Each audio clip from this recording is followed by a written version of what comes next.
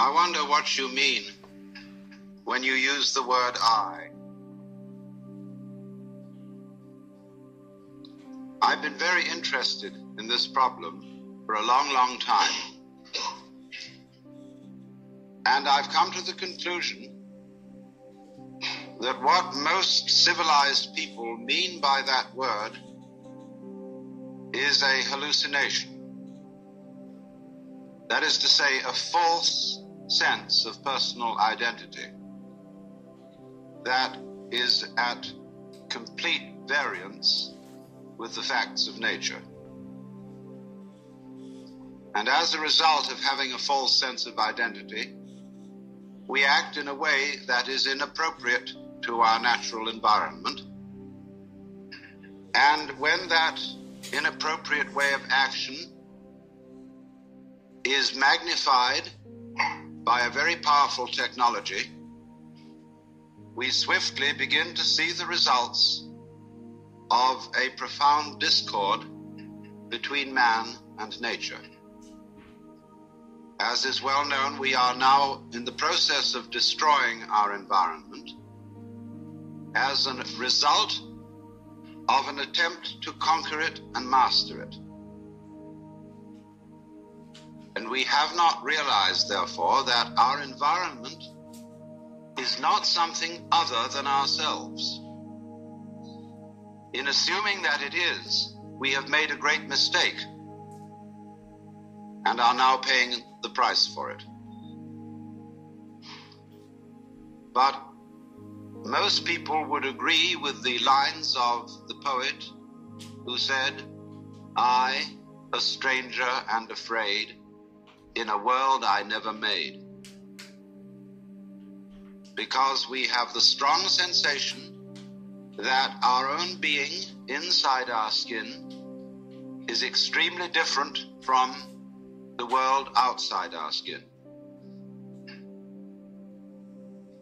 That while there may be intelligence inside human skins, and while there may be values and loving feelings, outside the skin is a world of mechanical process which does not give a damn about any individual and which is basically unintelligent, being gyrations of blind force, and so far as the merely biological world is concerned, gyrations of libido, which is Freud's word for blind lust.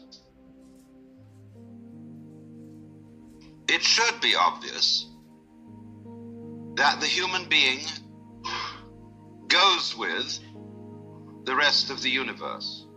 Even though we say in popular speech, "I came into this world."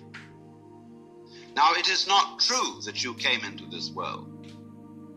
You came out of it. In the same way as a flower comes out of a plant or a fruit comes out of a tree. And as an apple tree apples, the solar system in which we live, and therefore the galaxy in which we live, and therefore the system of galaxies in which we live, that system peoples. And therefore people are an expression of its energy and of its nature.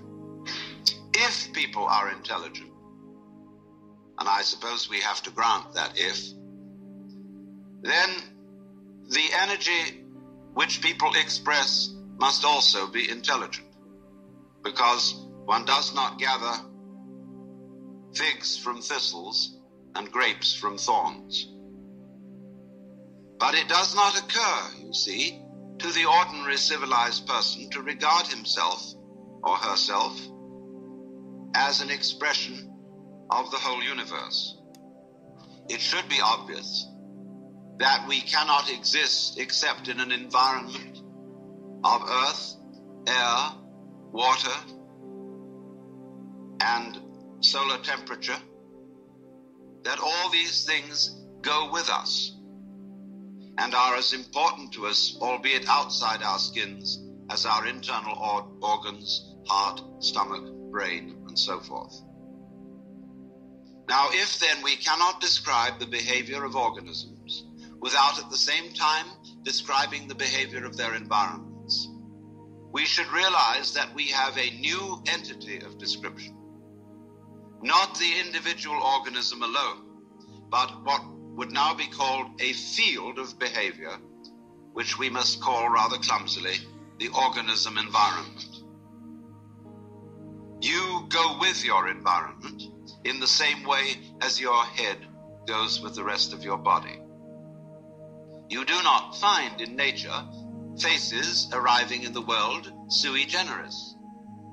They go with a body, but also bodies do not arrive in a world which would be, for example, a plain ball of scrubbed rock floating without an atmosphere far away from a star. That will not grow bodies. There is no soil for bodies. There is no complexity of environment, which is body producing. So bodies go with a very complicated natural environment. And if the head goes with the body and the body goes with the environment, the body is as much an integral part of the environment as the head is part of the body. It is deceptive, of course, because the human being is not rooted to the ground like a tree. A human being moves about and therefore can shift from one environment to another. But these shifts are superficial. The basic environment of the planet remains a constant. And if the human being leaves the planet, he has to take with him a canned version of the planetary environment. Now, we are not really aware of this.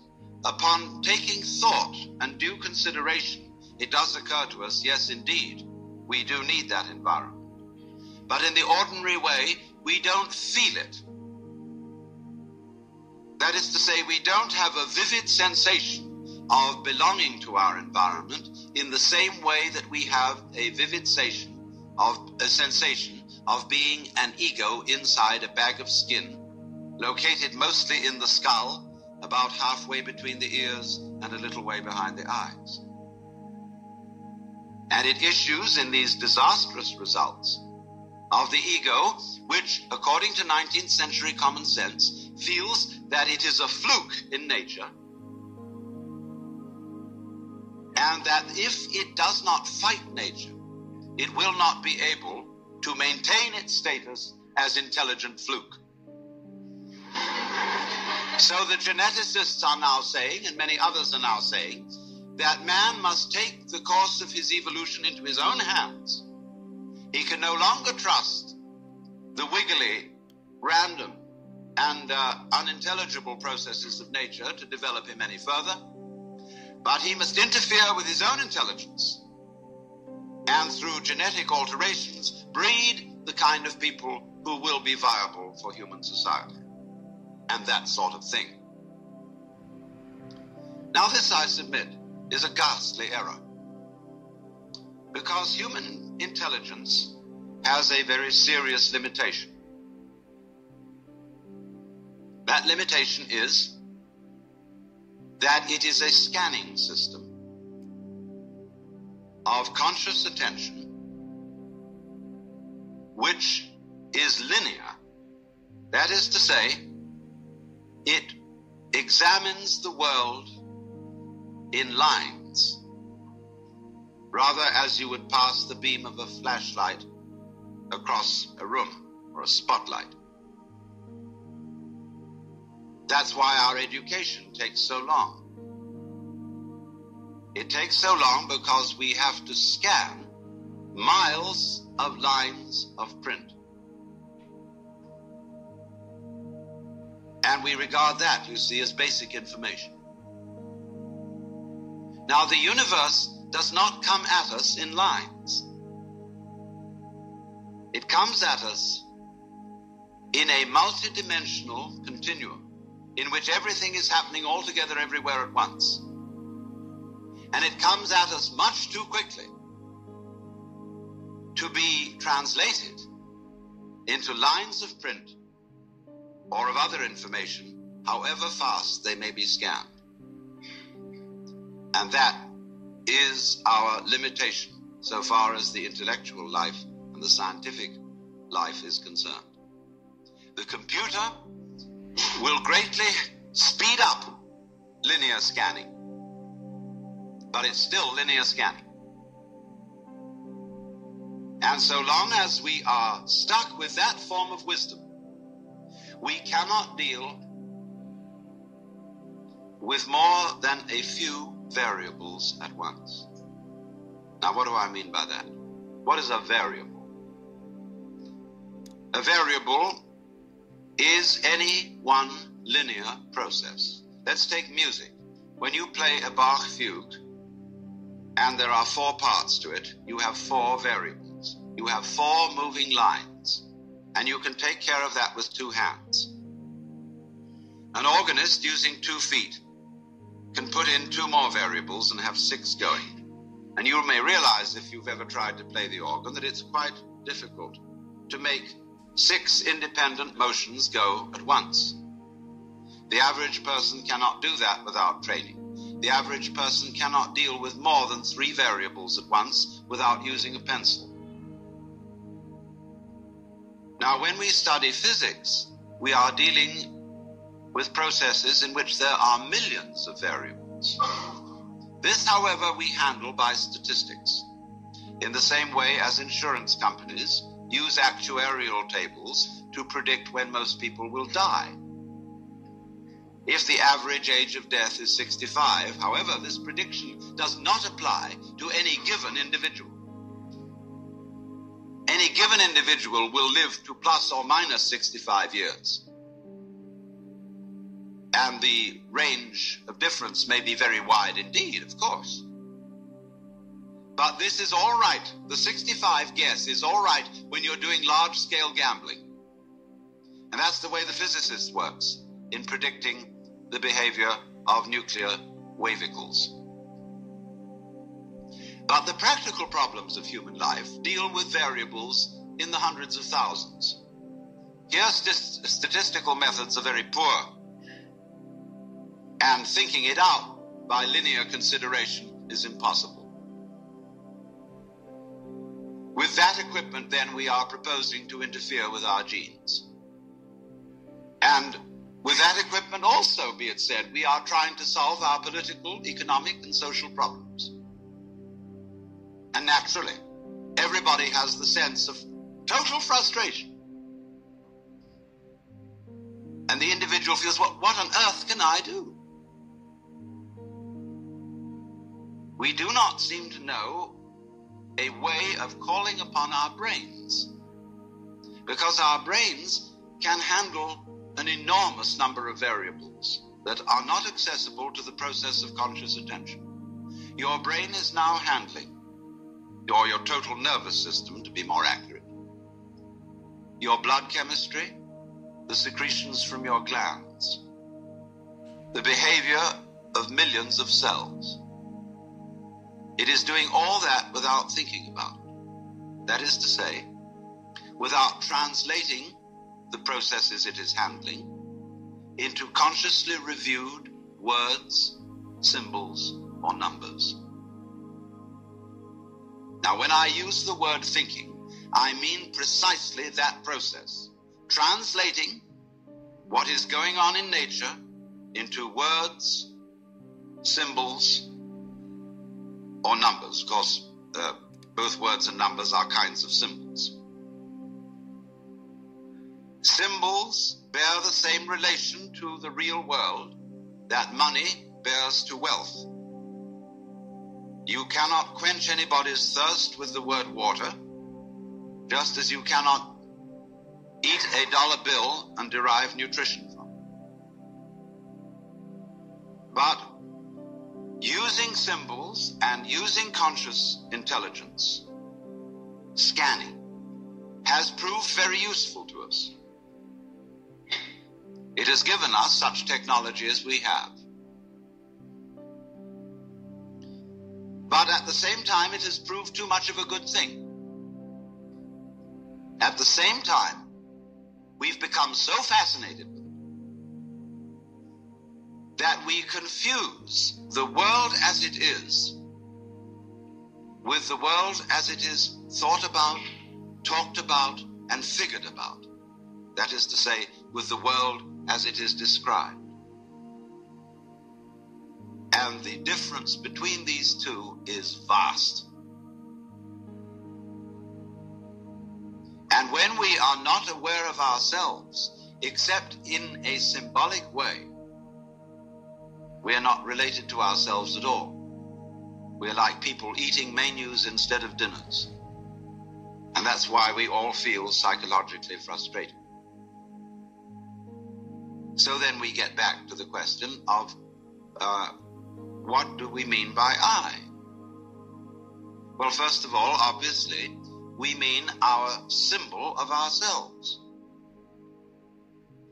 Now, ourselves, in this case, is the whole psychophysical organism, conscious and unconscious, plus its environment.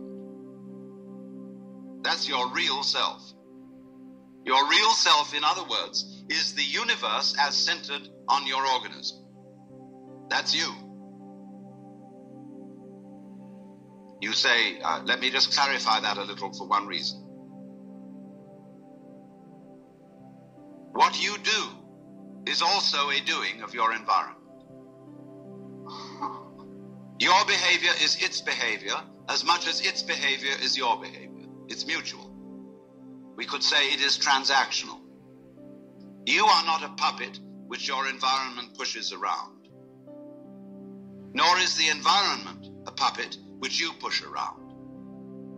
They go together. They act together. In the same way, for example, if I have a wheel, one side of it going down is the same as the other side of it going up. When you handle the steering wheel of a car, are you pulling it or are you pushing it? No, you're doing both, aren't you? When you pull it down this side, you are pushing it up that side.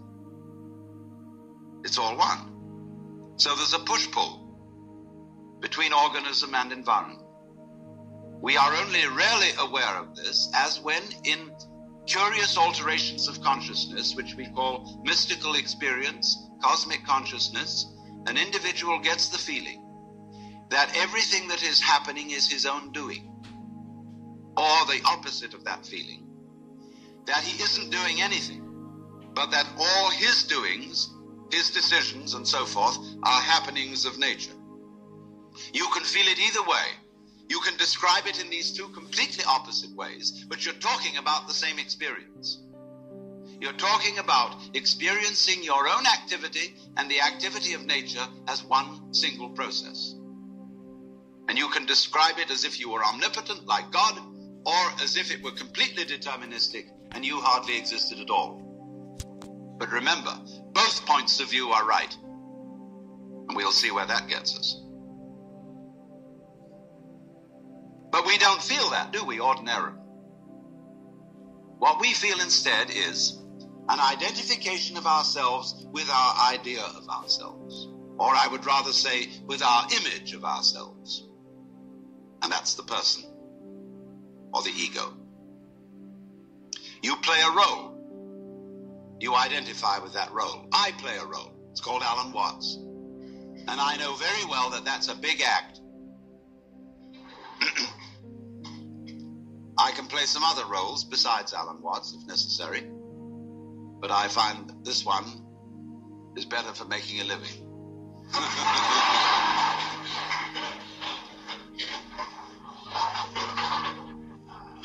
But I assure you, it's a mask, and I don't take it seriously. You know, the idea of my being a kind of messiah or guru or savior of the world just breaks me up. Because I know me. So it's very difficult to be holy in the ordinary sense. So I know I'm not that. But most of us are taught to think that we are whom we are called.